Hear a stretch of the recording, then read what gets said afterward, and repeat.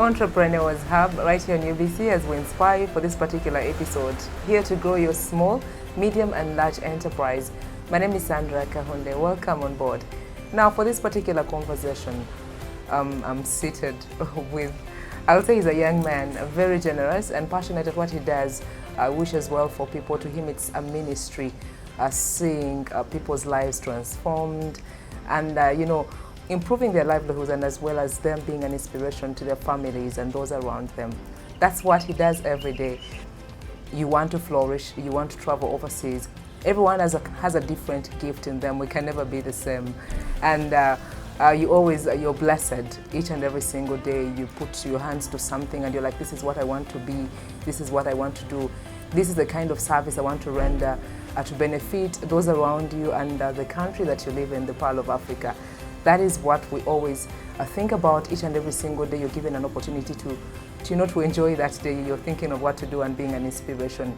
And you'd be asked, how are you? We're all on a journey. That is how it is. It is labor externalization is what we're going to talk about, and what is affecting the sector. And getting to know his story for the entrepreneur out there who wants to tap in this particular sector. I'm having Ashi Chitandwe, and we're visiting this beautiful place, Great Breeze, right here in Njazi Limited. You're most welcome. Thank you, Sandra. Words can never be enough to really talk about Ashi and Njazi Limited and exactly what you've been doing. It's a journey that you're still on and you've been here for quite a while. Just greet the viewer.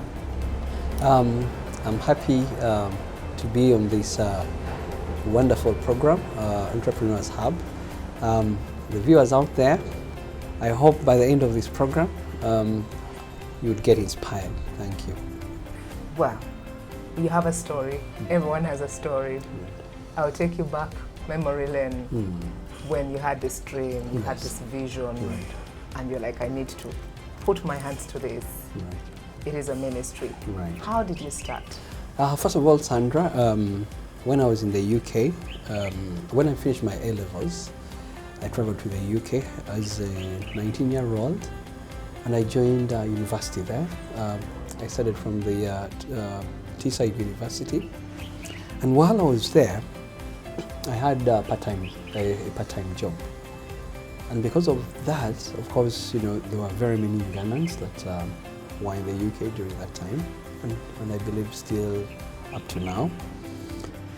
I realized that most of them used to come and with visitors visas, and then they want to stay on, and for different reasons. And some of them, the conditions they were working in were not really good.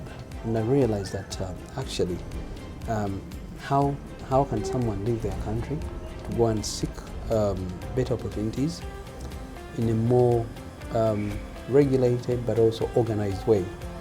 And I realized that because, as a young population, Uganda is a very young population. I think it has the youngest population. How do we match our skills to the job market and also the numbers being churned out of university every single year?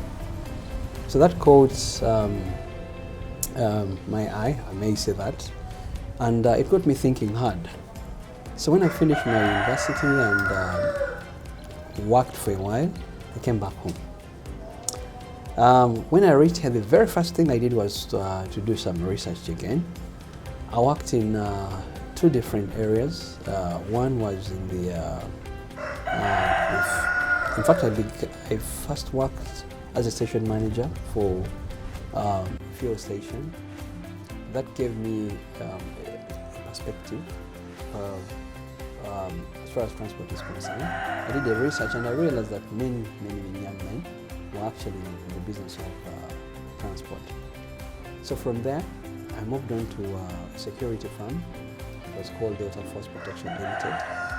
And I realized that that also took care of very many young people who may not have gone very far with their studies, but are willing to work and stuff like that, well-trained and stuff like that. So I realized that we had an issue with the human resource that we needed to fix, and that is finding work, productive work for them.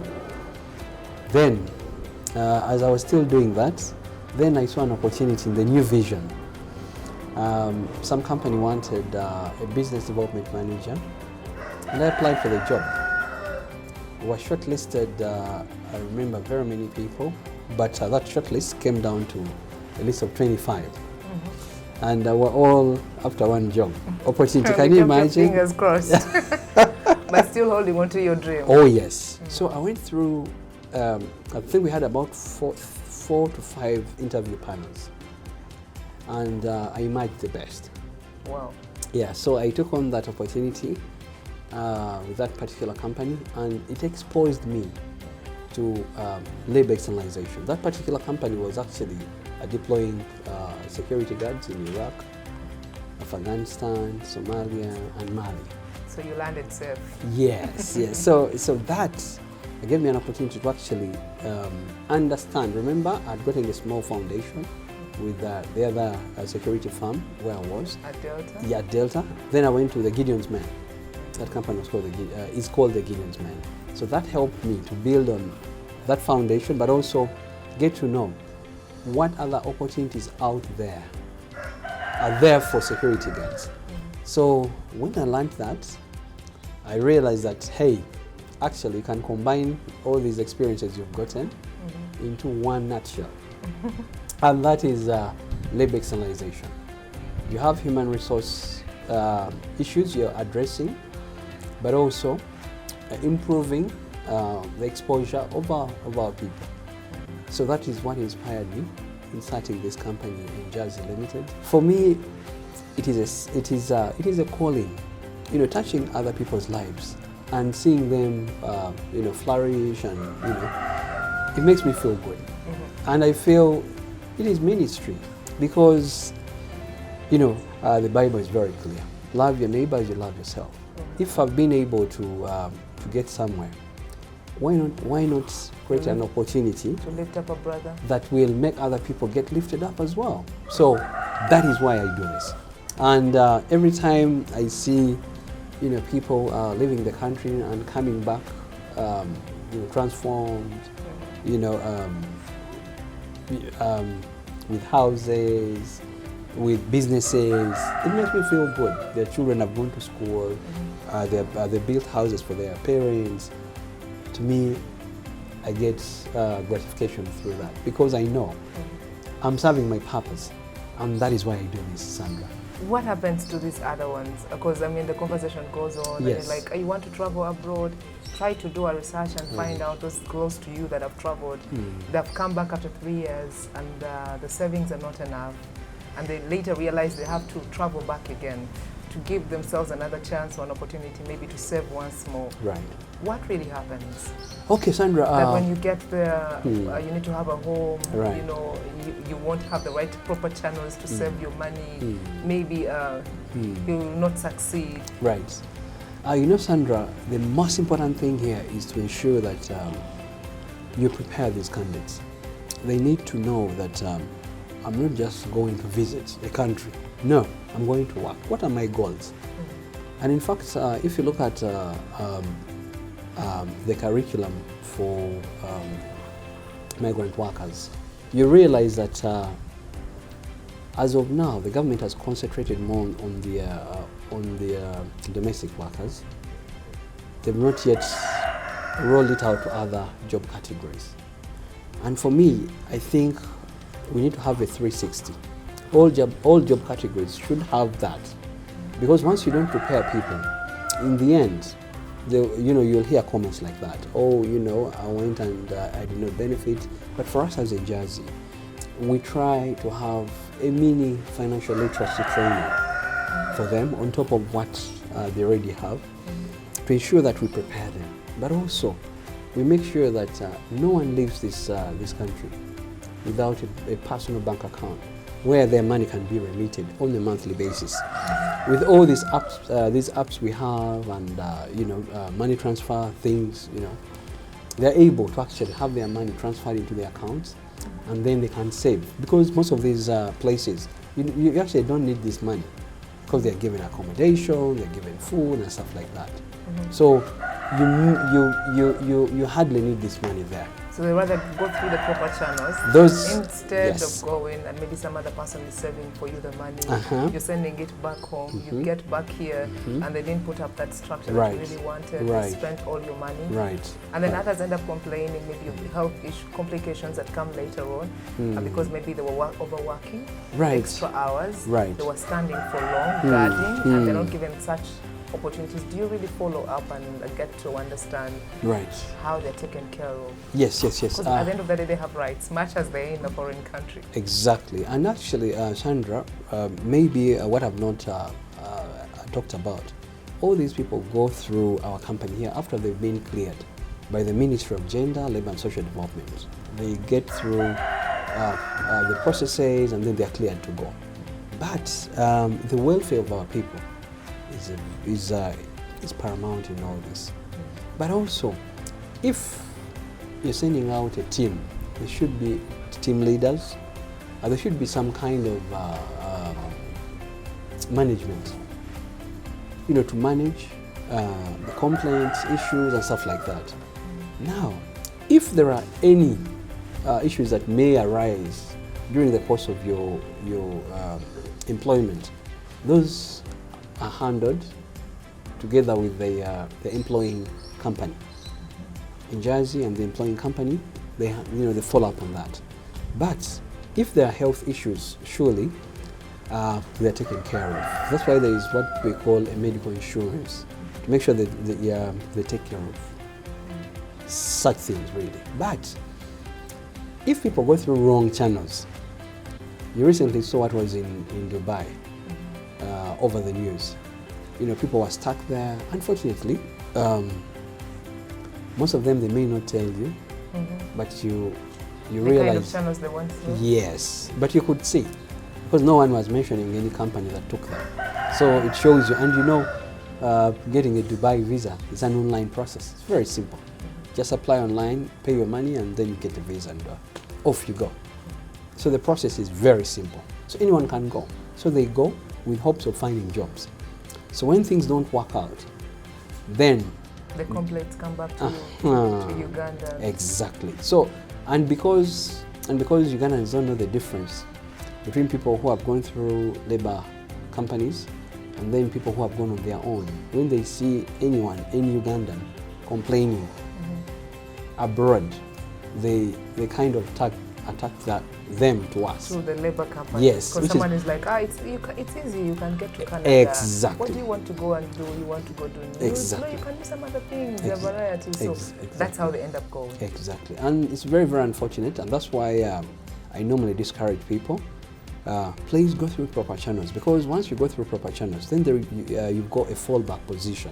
In case of anything, there is someone out there who knows this particular company. And the government here, remember, it regulates us as companies. So they can easily trap. Maybe someone has a dream or wants to really be like Ashi or an inspiration, and they want to start up. Right. To start up. It's always hard to start up. Right. One would be like, I need to have like savings. I need to inherit some big money, some big amount of money, to start. Right.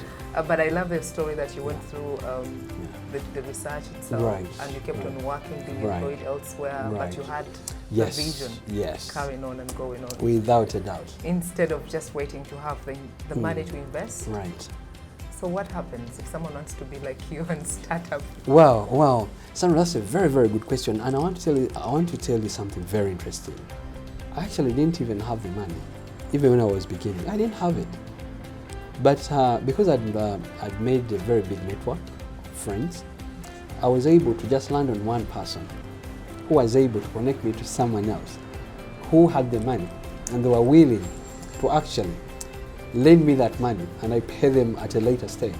Amazing. And all I had to do was to sit down and present to them. This is what I want to do. This is how I'm going to do it. And once I get started, I should be able to pay back this money in this given time. And I made it happen. So it's amazing. When you have a dream, pursue your dream. Do not give up. Talk to people. Share your dream. Share your challenges.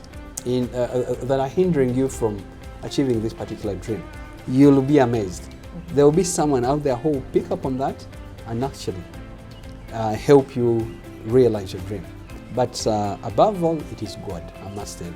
It is God, and for me, it is God who made it happen. And I normally tell people, Injazi is not my company, it's God's company. And that takes us to the whole explanation of Injazi. It sounds really good. Right. Is it an English word? Injazi is a Because mix. others pick up from their children's names. Right, They pick right. up from names in the Bible. Right. What happens with Right. Injazi Limited? Okay, Injazi Limited is a mixture of languages, and it means you've arrived. You've arrived. So when you come to Injazi, you've arrived. Just like what you've said, the ambience, the environment is wow. So you've arrived. But also, if you're seeking job opportunities out there, you've arrived. Because with us, you expect professionalism. Our vision is very clear: to be a global leader in providing external employment solutions. And the key word here is solutions. And it cuts across to all age brackets that work in here. Right. But, of course, not beyond 45 years. Yes, yes. We're not discriminating against people who are above. Right. You know, at my age, I can't think of traveling. Imagine, No. I'm headed to a factory and I have to keep lifting and what, you No, know, no. ages. Sandra, there are professional jobs.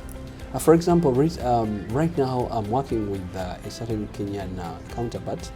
There are jobs they sent us through our agency in Jersey, but that particular company was actually given about 600 job openings, professional jobs, plumbers, electricians, administrators, finance assistants, finance managers, you know, many. And they want to give opportunity Yes. to people from different countries.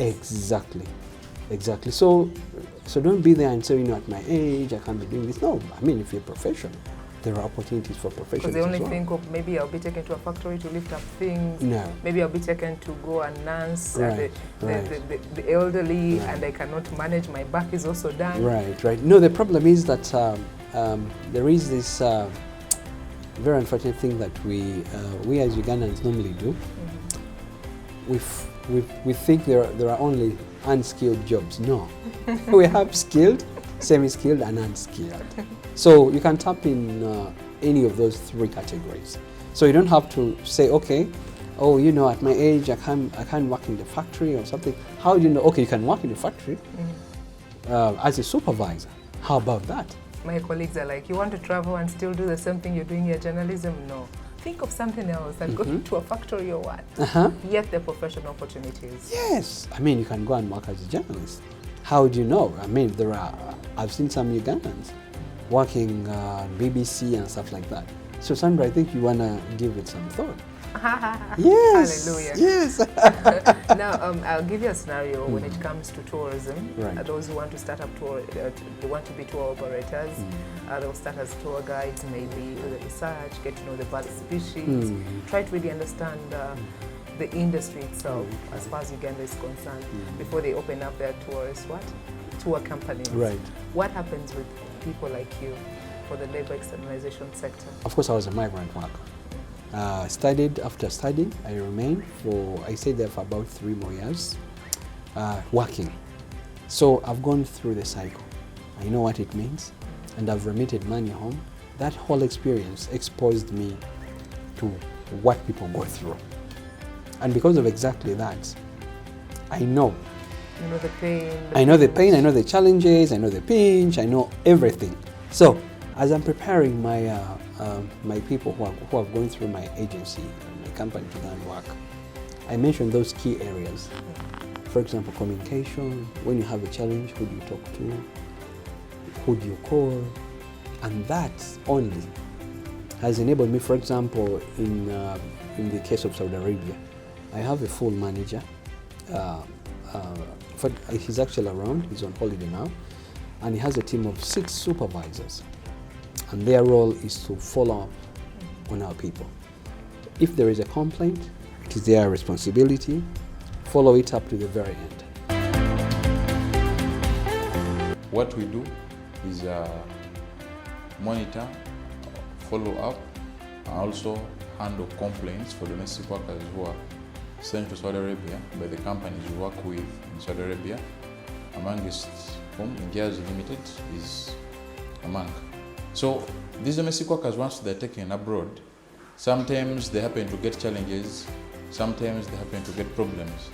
So it was decided by the Saudi Ugandan embassy in Saudi Arabia that all companies in Saudi Arabia that recruit domestic workers or any other workers from Uganda, they need to have a Ugandan coordinator who can be able to translate and help them in counseling, guiding them, or even talk to sponsors where necessary. So what we do is that once these domestic workers are brought in Saudi Arabia, we give them a pre-house brief before they go to the houses. And then after they are deployed, we do what we call is a periodic status update. We call these domestic workers to find out if they're getting food, no salaries pending, health status, number of people being taken care of, just to get their status. Then after that, some of them at times they are brought at office when they're having challenges. Another responsibility we do is that we be there to mediate, translate from the girl to the sponsor, and translate from the sponsor to the girl so that a problem is solved. Some of them, they might call us when they're in houses that my sponsor has not given me food, my sponsor has not given me salaries. So all our supervisors, I think 4 of them, they all speak Arabic. So we happen to also call these sponsors to ask them to follow up that domestic worker so and so in your house is having salaries pending, you've not paid. Some at times they happen to be wiseacres and they refuse to implement the rights of the domestic workers as stipulated in the contract. But what we do, we're having a team of there are 4 lawyers, they're all Saudis. So we still coordinate and follow up with them so that cases are opened in court and a justice is given to the domestic workers. So basically that is what we do in Saudi Arabia. But also internally, even here, I have another complaints desk to handle any complaints, any queries, just to make sure that people are comfy. Secondly, I discourage anyone who goes through illegal means, because once you go through illegal means, then you're bound to face those hard challenges. Like you've been seeing in the media of late. It's written all over. How did you get stuck? How? It means there's something you did that wasn't right. Right. Exactly. So stuff like that. You shouldn't forget that you're all ambassadors of Uganda. That's, I make sure I remind them. Because if our image is tainted as a country, then all these opportunities will stop coming to Uganda. There is something I've seen that has been circulating on social media. I don't know how true it is though. I'm still investigating. Allegedly, Ugandans and Nigerians apparently now need a bank statement of 5 million shillings for them to be able to be allowed to go into the UAE. So we need to be extremely careful. People do their research and pick up on these things. Secondly, also, as a country, we need to put our heads together and see how we can streamline this labor externalization sector. And in my own opinion, the very first thing is to have a new law or a new policy in managing that. Because what we have now are guidelines through an instrument of Parliament of 2021 now, but I believe they have some gaps. So once we get a proper law or policy in place, that will also help us in mitigating what would be issues really. Yes. To do away with the loopholes. Oh yes. For the viewers still watching Entrepreneurs Hub, Ashi right here, the co-founder and the man behind Ingears Limited, is going to take us around. We need to have a tour and have a feel of this whole place and try to talk to a few people. Keep watching.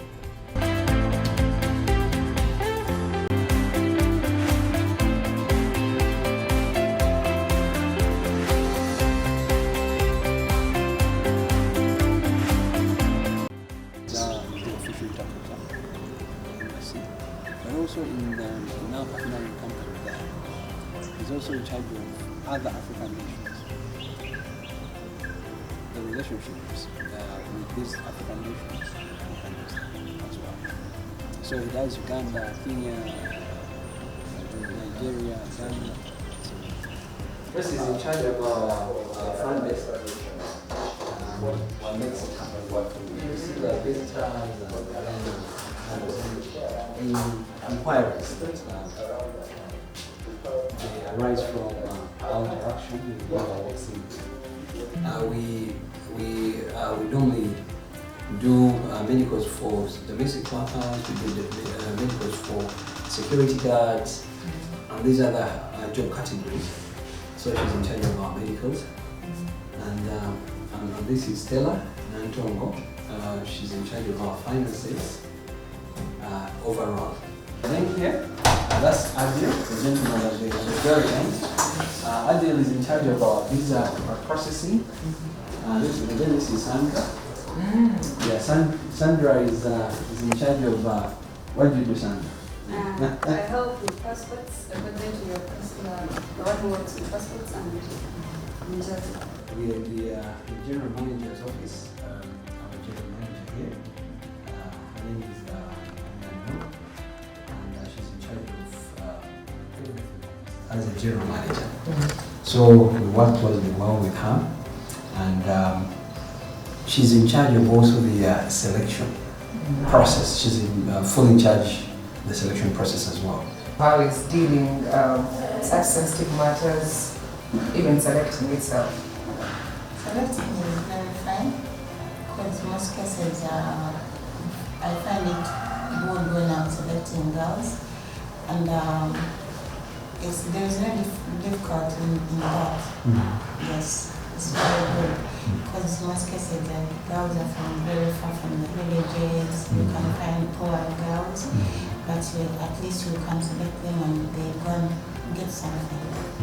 To be a global leader for San Antonio Solutions, we believe we're here to find solutions. Our mission is to offer a recruitment partnership to all our clients and candidates that is highly professional, ethical, honest, and feedback-based. Then our core values are in English, in African languages, not English. Okay. The very first one, though here it appears to be at the bottom, is Ayongete Ideke. Alright. Ayongete Ideke is Ateso, meaning God-fearing. Then the next one is Utaalamu. Utaalamu is in Swahili, and it means professionalism. Then the next one is Uaminifu. Uaminifu means trustworthy. It's Swahili still. Then Uwazi. Uwazi is also in Swahili. It means transparency. Then Uzwela. Uzwela is in Zulu for empathy.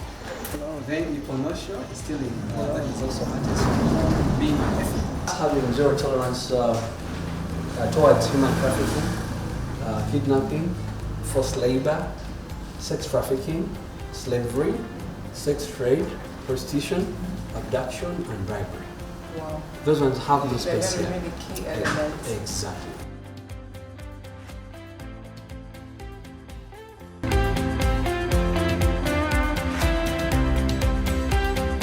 You're still watching Entrepreneurs Hub. If you've just joined us, it's a good episode that we're having, a conversation. Is how you can get to the labor externalization sector and how can you tap from it. Lots of conversation go through negativity as well, and it really hurts us to see one of us, our very own, in a foreign region and really suffering.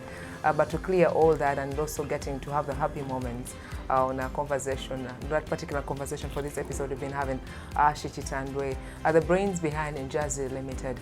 And he's here to give us the happy moments. I'm sure you have the success stories. Oh yes. And the good thing, the beauty about it all that you did more research and it's really part of you. Right. You know, like for a lady to start up a cosmetology or have a spa or have a salon, they have to do the research. Exactly. It's better to do what you really understand and are passionate about.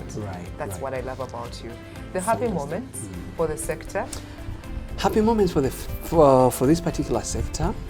One, for me, I remember vividly in 2018. There is a group I sent to the Kingdom of Saudi Arabia. The very first team I sent there were 16 young ladies. And the most interesting part was that all the 16, when they returned home, they had all built houses and they had opened up businesses. And they invited me to be the guest of honor, opening their businesses and their new homes. For me, that was priceless. It was really fulfilling. And every time I remember that, I'm like, wow, it's the reason why I'm doing what I'm doing. Seeing those happy faces, the gifts I've received. Sandra, I've received gifts. You have a whole room. Yes.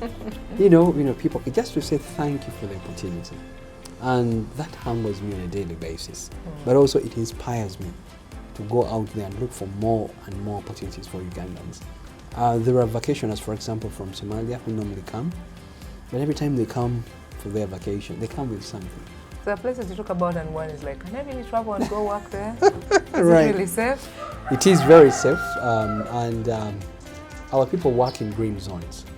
In security green zones, they normally, if it's a ring, if it's a security ring, they are in the very last inner ring. So they're not on the outer or combat and stuff, no. All they're doing is guarding. In case there is an upheaval, they're there to defend, that is all. From Ashi to the viewer, before we let you go. Right. Fellow Ugandans out there, and especially the young people who want to start businesses, it is not about the money. It's about the ideas. Once you have the idea and you share this idea with the right people, and above all, trusting in God, believe me, your dreams will be realized. Do not give up. Pursue your dreams to the very end, and one day you'll wake up and smile with your dreams being accomplished. Secondly, I also want to urge fellow Ugandans that are seeking employment out of our country to go through proper channels. And when I mention proper channels, I'm talking about licensed companies. If you have some information you need to find out about which company or which companies you can go through to go and work. If you're up country, kindly go through your district internal security officers or DSOs, or your RDCs or resident district commissioners or RCCs in case of cities. They'll have this information, or they'll help you get this information. If you're around Kampala, you can visit the Ministry of Gender, Labour and Social Development. It's just right behind the Central Police Station here in Kampala. Or you can visit our association offices, the Uganda Association of External Recruitment Agencies, UERA. We are located on the 4th floor, BMK House, Hotel Africana Complex. And lastly, trust in the Lord in whatever you're doing, and indeed, He won't disappoint. Because in Jeremiah chapter 1 verse 5, He says that I knew you even before you formed in your mother's womb. So in still Jeremiah 29, He says that I have your plans. So prepare yourselves to pursue and accomplish those plans that God has for you. It's a good way to wrap up. Thank you. I don't even want to add anything to it, to add or subtract, Right. for say. Thank you, Sandra. It's been a pleasure spending time with you. Thanks for making time. Thank you, Sandra. And to the viewer, you're special. Thank you for also making time to join us every single time. And we have entrepreneurs have coming your way. My name is Sandra Kahonde. God bless you.